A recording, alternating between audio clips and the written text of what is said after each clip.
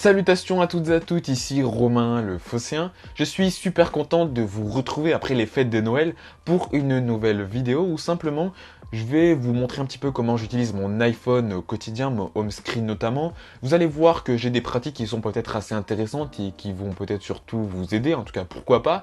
Bref, sans plus attendre, on commence cette vidéo dès maintenant. Allez, c'est parti!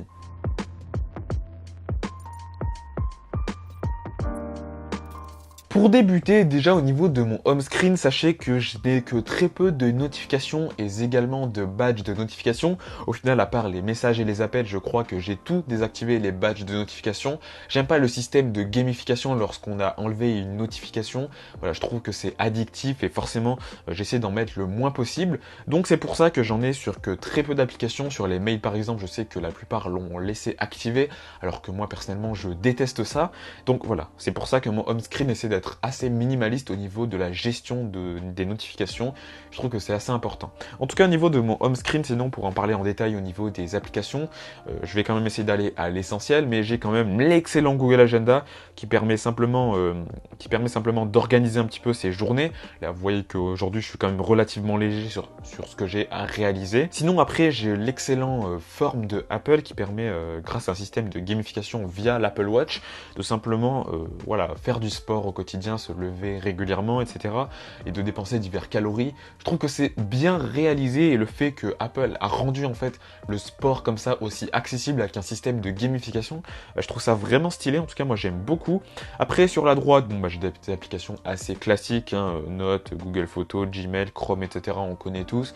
Et puis pareil, en bas, j'ai que du classique aussi, avec notamment les appels, j'ai les messages, l'appareil photo et puis Spotify, que d'ailleurs je recommande si jamais vous cherchez un service de streaming musical.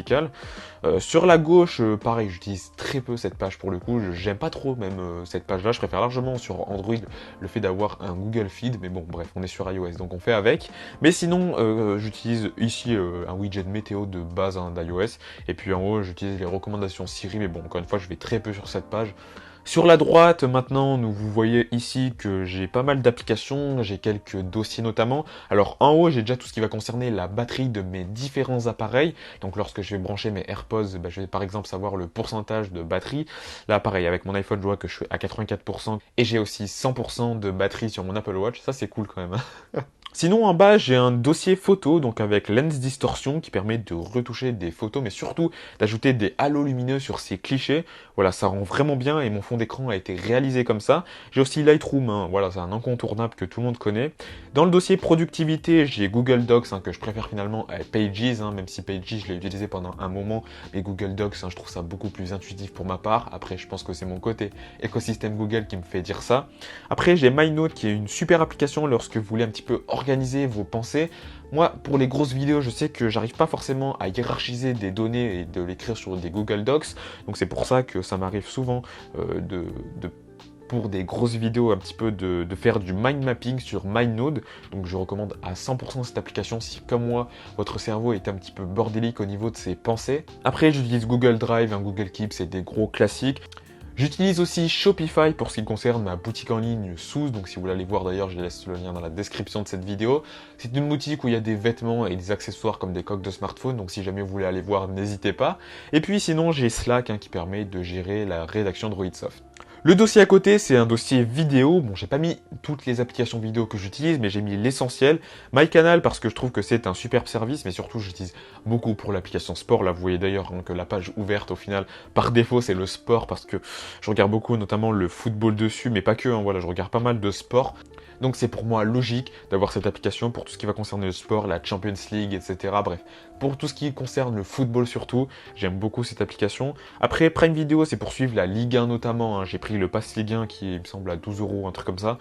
Très bonne application avec vraiment de la qualité dans la retransmission. Prime Video fait vraiment un super taf.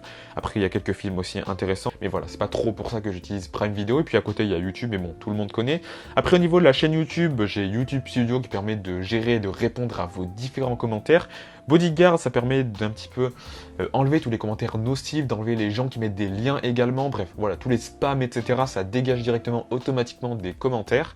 Mojo, c'est pour ce qui concerne les stories Insta. Voilà, j'utilise quand même de moins en moins cette application, mais elle est quand même vraiment pas mal.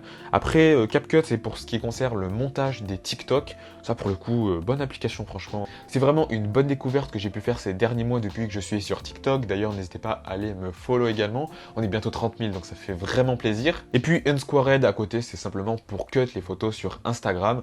Voilà, d'ailleurs, sur Insta, si vous voulez aller voir un petit peu le résultat, je vais pas vous spoiler dans cette vidéo ici directement, mais je vous laisserai aller voir sur mon compte Insta. Donc pareil, encore une fois, n'hésitez pas à aller voir mon Insta, je laisse le lien dans la description directement. Sur la ligne en dessous, j'ai 4 applications, N26 qui est une superbe néobanque, j'en ai fait une vidéo d'ailleurs. Waze pour se guider en voiture, franchement c'est la meilleure application que je recommande. Là où je préfère peut-être Apple Plan pour ce qui concerne la marche à pied, franchement pour tout ce qui concerne la partie voiture, je trouve quand même que Waze c'est vraiment un incontournable. À côté j'ai Tweetbot pour vraiment tweeter de manière classique, mais surtout avec un joli design d'application, mais aussi un algorithme que je trouve pas mal, qui va peut-être plus à l'essentiel, on peut même personnaliser un petit peu son feed Twitter, donc je trouve ça quand même pas mal cette application Tweetbot, donc par conséquent je vous la recommande si vous êtes sur iOS.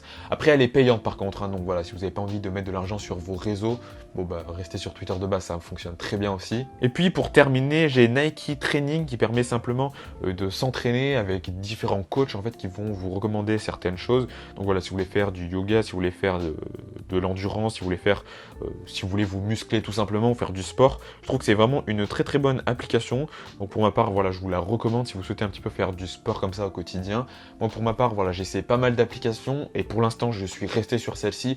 Peut-être que d'ici autant 3 mois j'aurais changé d'app, mais en tout cas celle-ci pour l'instant je trouve que c'est quand même pas mal du tout. Mon seul regret c'est peut-être qu'il manque une version iPad, voilà, c'est peut-être mon seul gros regret, mais mis à part ça, voilà, je trouve que l'application est quand même vraiment bien foutue, surtout que si jamais vous avez des chaussures Nike, l'application en elle-même, ça va un petit peu vous recommander certaines choses avec notamment vos chaussures Nike. Voilà tout ce que je pouvais dire un petit peu sur ce genre de What's on iPhone. C'était une petite vidéo plus détente après les fêtes de fin d'année. Voilà, on est vraiment beaucoup plus détente que d'habitude. Il n'y a pas de script, il n'y a rien du tout. On est vraiment au calme comme ça. Donc j'espère que cette vidéo un peu plus posée que d'habitude vous a plu. Voilà, elle n'est pas du tout scriptée pour le coup, comme je l'ai dit précédemment. Si c'est le cas, si elle vous a plu, n'hésitez pas à vous abonner, à mettre le like, le partage, c'est important. Vous connaissez de toute façon la chanson pour ceux qui regardent les vidéos habituellement. En tout cas, nous on se retrouve donc dimanche prochain pour une nouvelle vidéo à 11 h comme d'habitude. Allez, je vous dis à très vite. Salut! Je viens de penser que c'est la dernière vidéo avant l'année 2022. Ça fait quelque chose en vrai. En tout cas, ouais, je vous remercie pour ceux qui me suivent depuis le temps quand même. Je crois que ma chaîne a commencé en 2018 ou 2019, je sais plus. Mais c'est vrai que ça fait grave plaisir, voilà. Bonne année! Non, pas encore, c'est pas encore.